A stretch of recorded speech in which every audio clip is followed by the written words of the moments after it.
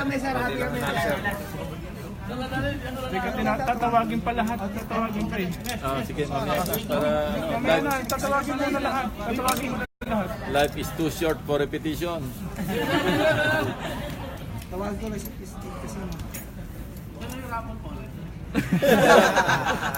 Pag-uusapan niya. Declaration of the CPP-NPA as a terrorist organization. Meron pa bang, as you said, mga legal implications? May prescription eh. Kasi yung Section 17 sinasabi, DOJ, kailan may application by the DOJ before a competent regional trial court, no? Of course, after due notice, tapos yung the party should be heard, no? In a hearing. Kasi may due notice yan in hearing eh. Kasi due process yun eh. A mere presidential proclamation is not sufficient to legally declare the CPP-NPA or any group or organization for that matter a terrorist group. Kailan talaga may court na mag-i-intervene dyan. Yes, sir, but that will not prevent yung security forces to go on an offensive against them. I'm sure they will be properly given guidance. Yung may guidelines naman yan eh. Hindi naman pwedeng just because merong na-issue na declaration or proclamation yung Malacanang, agad-agad itatrato nila yung CPP-NPA as terrorist group. Ano? Dahil hindi ganun eh.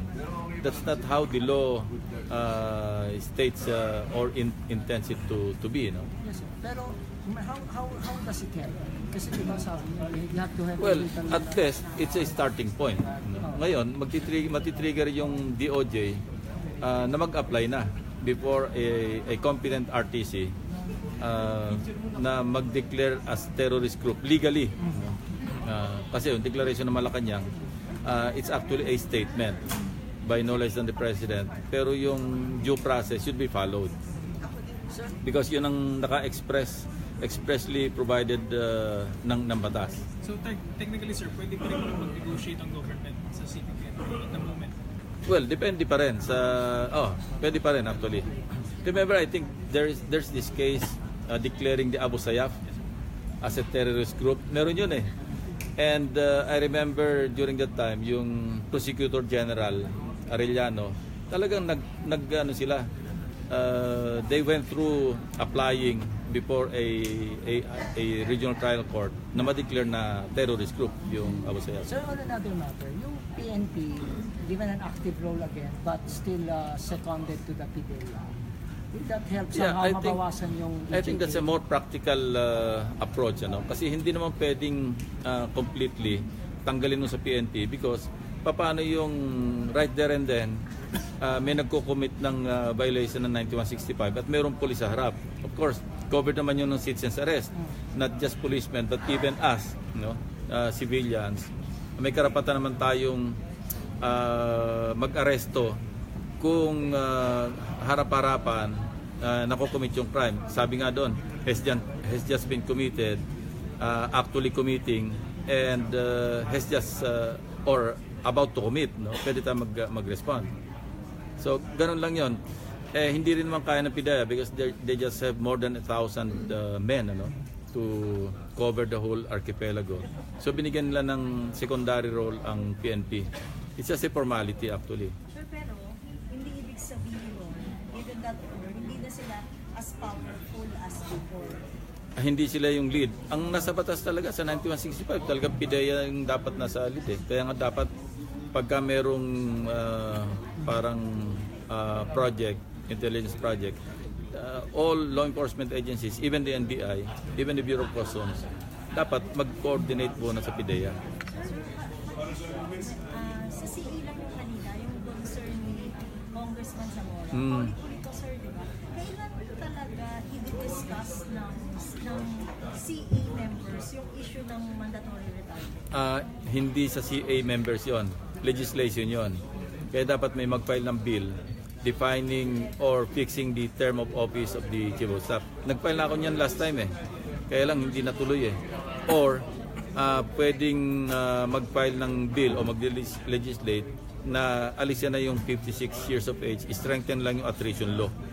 Sa attrition kasi, sa United States for example, maski mga 68, 70 years old, minsan nakasuot pa ng uniforme because they keep on getting promoted. Whereas yung mga iba, na after a certain number of years na hindi na promote, they are automatically attrited, meaning low potential o kaya walang masyadong competence, so nag-a-attrite sila. Sa kaso ni General Guerrero, ano yun, may chance po siya na i-extend ng Pangulo? Ang sinasabi ng batas, in case of national emergency, pwede ma-extend yung term ng Chief of Staff. So I don't know how they will interpret the martial law situation in Mindanao, if that can be if that can qualify as a national emergency. Kung meron ganon, pwede. Sir, balikan ko. Sir, sa CPP-NPA, sir, invitation lang niya sa peace process, so wala na talagang peace nego because... Well, mukhang sa ngayon malabo kasi talagang the president has practically burned his bridges, di ba, with the CPP-NPA. Unless magkaroon ng change of heart at or ngayon pa naman wala pa namang legal declaration na terrorist group yung CPP-NPA kasi dadaan pa ng korte ito hindi sapat, sir, yung proclamation? Hindi, may provision talaga dyan sa batas na it takes an application by the Department of Justice before a competent regional trial court after due notice, magkakaroon pa ng may due process kasi hindi pwedeng unilaterally sabihin ng Pangulo na terrorist group kayo, period. Hindi ganun ang batas Sir, meron po po mga members ng cabinet ni Pangulo na left-leaning, at least one. Sir, hindi kaya mag-create ng conflict with them? Well, again, that's another matter.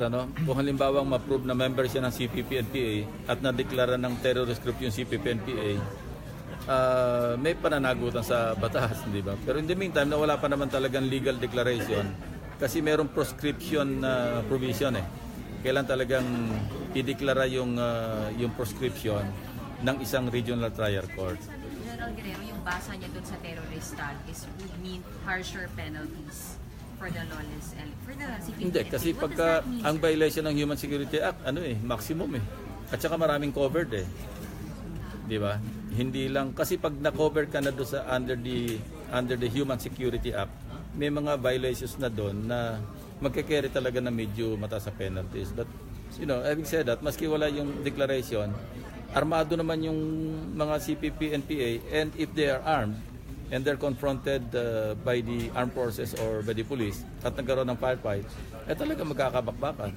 Ganun naman ang nangyayari ngayon Kaya minsan may mga encounters di ba? So better approach ba yan to resolve yung problem natin sa CPP-NPA? Nobody knows. Only time will tell kung tama itong approach ni Presidente na ideklara silang terrorist group. Di ba parang nag-trigger lang, sir, yan ng gulon? Kasi escalated yung attacks because of that, sir.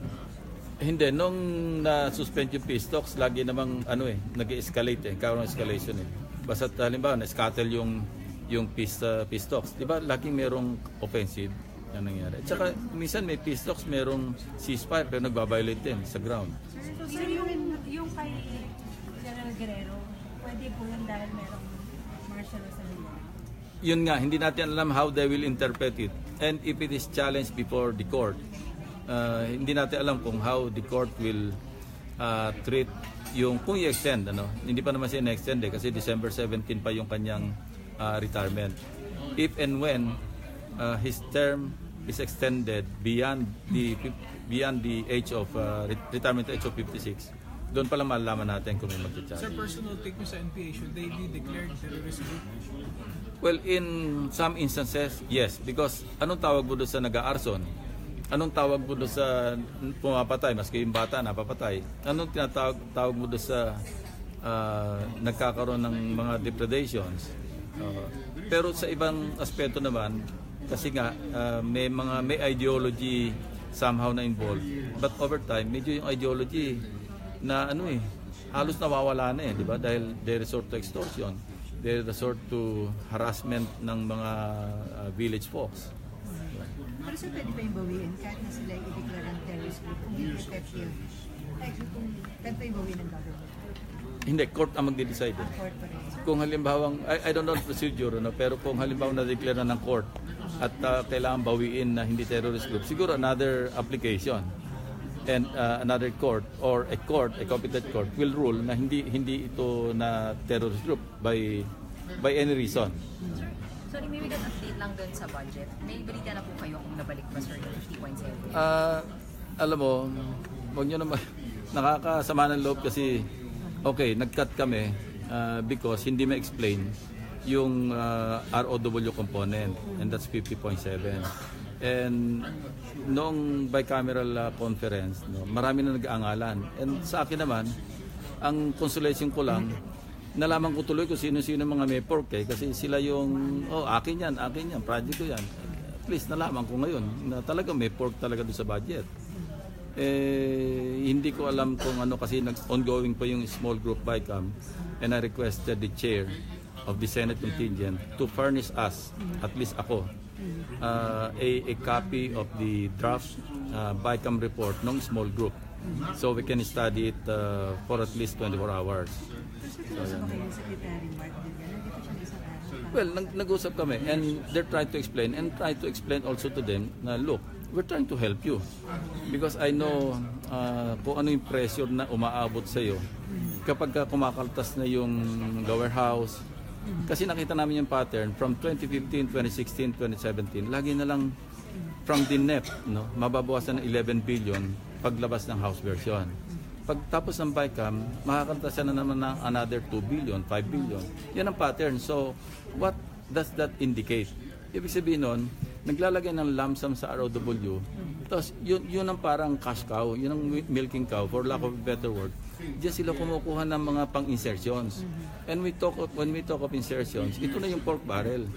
Na sinasabi nila, walang pork because ang interpretation lang nila ng pork, yung post-legislation, meaning, tig 200 bawat senador, tig 70 bawat congressman, bahala na kayo sa mga projects. This time around, there's an innovative way of doing it. Minsan sa NEP pa lang, naglalagay na, tapos yun nga, wala naman talagang patutunguhan because malinaw naman na pag wala pa yung road right-of-way component, hindi mag-i-start yung civil works. So, saan pupunta yung pera? Kaya ang laki ng anyos. Minsan naman, tinatanggal yon, lilipat sa mga ibang projects. Ganon nangyayari. Okay? Thank you, sir. Salamat po.